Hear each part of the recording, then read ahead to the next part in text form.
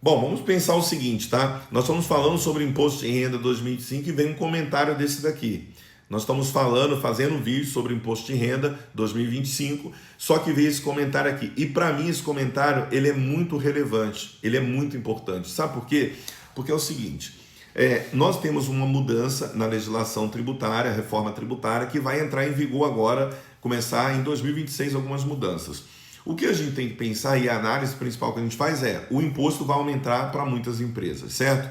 Muitas empresas vão pagar, a maioria vai pagar mais imposto agora com a reforma tributária. Esse é um fato, tá?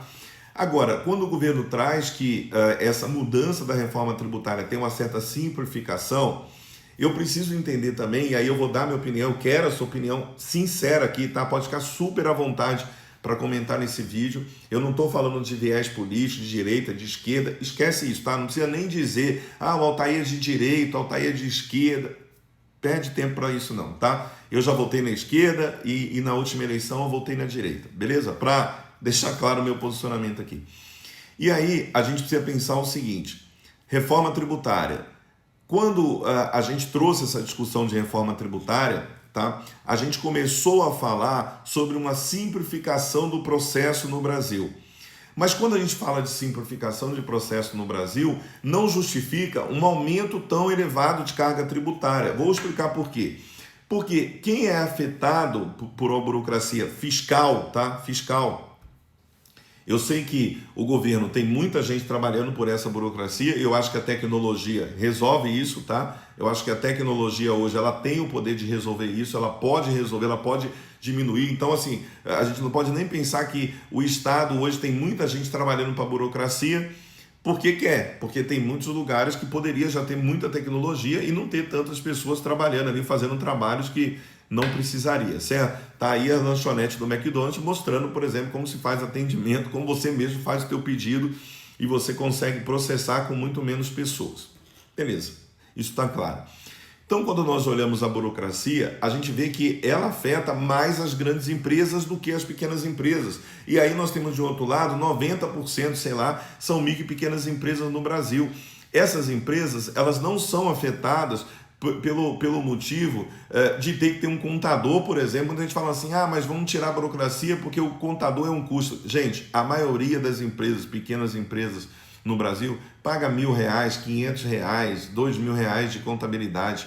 Vamos ser sinceros, o que é isso para uma empresa? É nada. Agora pega o aumento de carga tributária que está vindo aí, joga sobre o seu faturamento que você vai ver o que é bom para tosse. Então, se a gente parar para analisar toda essa estrutura, por exemplo, de carga tributária que hoje a gente vê que está se formando na reforma tributária, não vai ser suficiente para tirar a burocracia. Por quê? Porque vai aumentar os impostos. Então, simplifiquei, mas simplifiquei aumentando os impostos?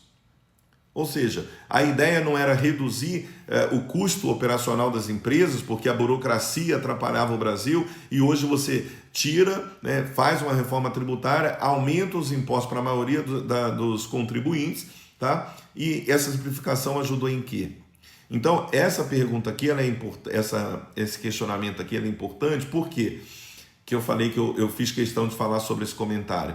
Porque agora na tributação do lucro, dos dividendos, vai afetar muitas pequenas empresas. Então a gente precisa entender que as pequenas empresas, o empreendedor que está ali colocando o seu dinheiro no risco, se ele tirar, por exemplo, então ele paga, olha só, ele paga lá 20% de imposto na sua pessoa jurídica. Só que se ele tirar o dinheiro como prolabore, ele paga mais 27,5% de imposto de renda. Então isso quer dizer que o empreendedor que coloca o patrimônio dele em risco, a saúde dele em risco, porque empreender não é fácil, paga 20% de imposto, estou dando um exemplo, pode ser que pague mais, um pouco menos, e paga mais 27,5% de imposto de renda na pessoa física se tira prolabore. Aí o empreendedor vai fazer o quê? Vai tirar como lucro. Para quê? Para ter um dinheiro ali, conseguir ter um lucro da empresa, porque você pode ter certeza, uma empresa de comércio, um mercado, por exemplo, ele fica ali em média com 5% de lucro. Um supermercado, todo mundo sabe disso. Você vai pegar a maioria dos comércios que trabalham ali certinho, tem 10%, 15% de lucro, 20% de lucro líquido. Isso é o máximo. Então, isso é uma reflexão importante que a gente precisa fazer. Por quê?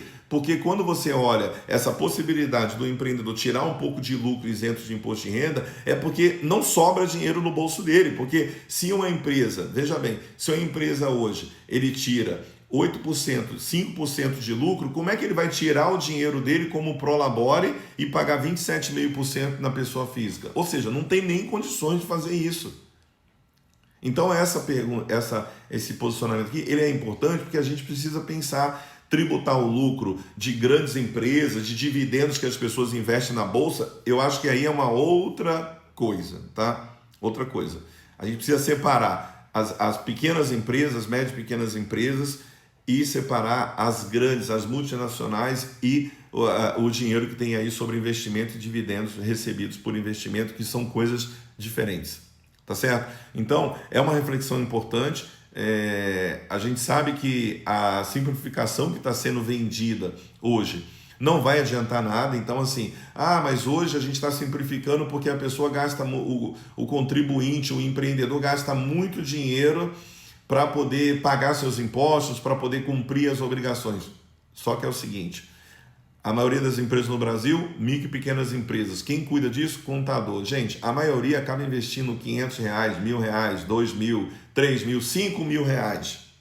Agora, pega o aumento da carga tributária sobre o faturamento e vê se isso, há uma simplificação ali no processo para a maioria das pequenas empresas, vai ajudar no caixa da empresa. Não vai ajudar, não vai mudar nada, ou seja, vai piorar.